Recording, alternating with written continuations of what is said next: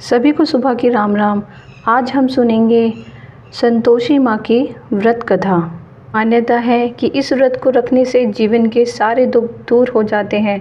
अगर आप भी शुक्रवार के दिन संतोषी माता का व्रत रखते हैं तो ये कथा अवश्य सुनें। जो भक्त व्रत नहीं रख पाते वह कथा को सुनकर भी इसका लाभ उठा सकते हैं। जीवन के सभी कष्टों से मुक्ति देती है संतोषी माता। तो शुरू करते हैं आज की कथा।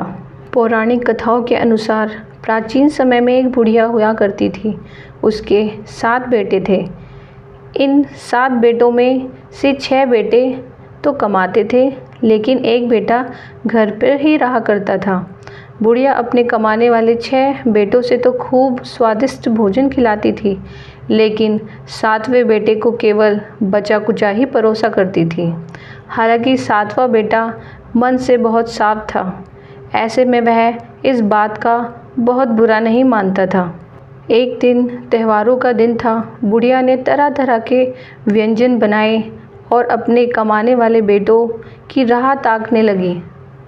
तब उनके 7वें बेटे ने सिर दुखने का बहाना किया और वह एक बेहद पतला कपड़ा लेकर पलंग पर लेट गया और सोने का नाटक करने लगा।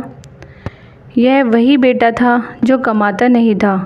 उसने देखा कि जब उसके 6 भाई आए तब उसकी माँ ने उसके सभी भाइयों को आसन पर बिठाया और उन्हें तरह तरह के भोजन परोसने लगी।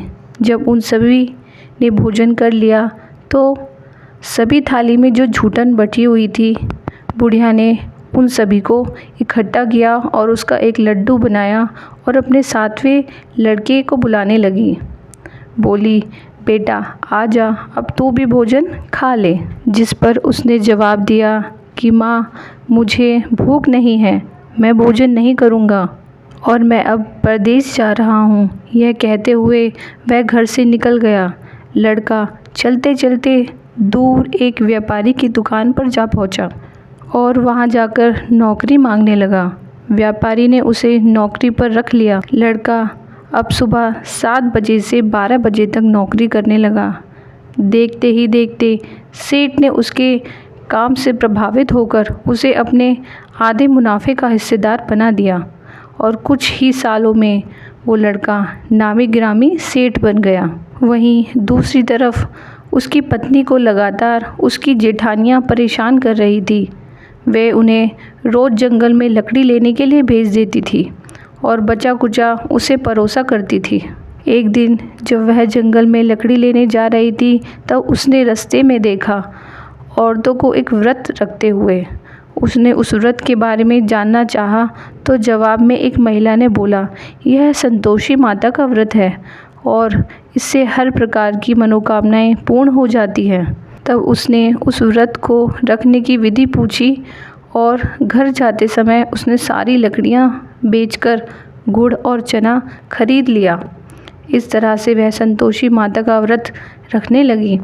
इस व्रत के प्रभाव से अगले शुक्रवार तक उसके पति का एक खत आया और इसके अगले शुक्रवार उसे पति द्वारा भेजा हुआ धन प्राप्त भी हो गया।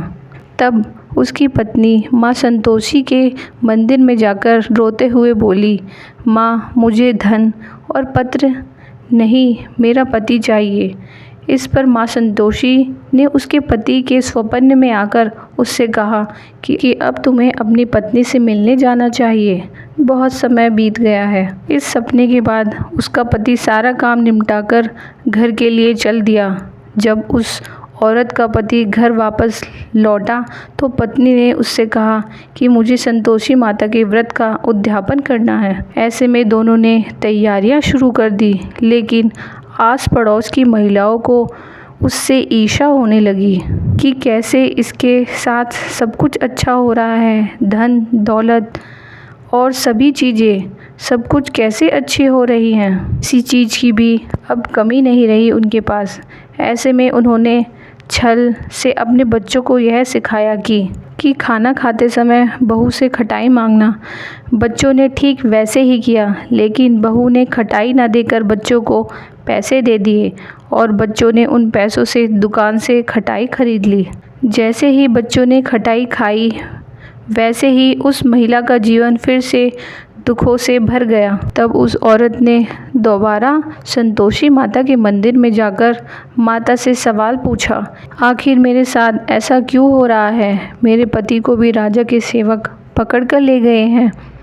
तब माँ संतोषी ने उसे बताया कि तुमने मेरी पूजा में खटाई का इस्तेमाल किया था, इसलिए तुम्हारे जीवन में यह दुखों का पहाड़ टूट गया है। तब उस महिला को सारी बात समझ में आ गई। तब उस औरत ने वापस से उद्यापन का संकल्प लिया और उसे पूरी विधि विधान के साथ पूरा किया।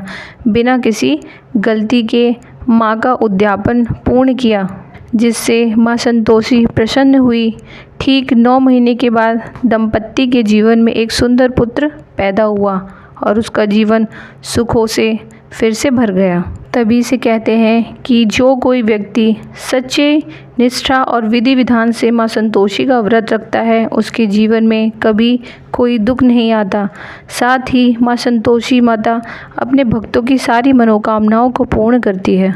इसलिए कहते हैं किसी भी व्रत या नियम को शुरू करने से पहले अच्छी तरह सोच लेना चाहिए, क्योंकि अगर हम नियमों का पालन नहीं करते हैं तो हमें व्रत के अच्छे परिणाम प्राप्त नहीं होते।